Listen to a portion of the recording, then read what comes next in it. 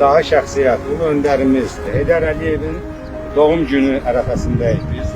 Və bütün bu tədbirlər hamısı da Heydər Əliyevin adına, Heydər Əliyevin xatirəsinə həsr olunur. Mübarək olsun, bərəkətli olsun, bölgəsi qalın olsun.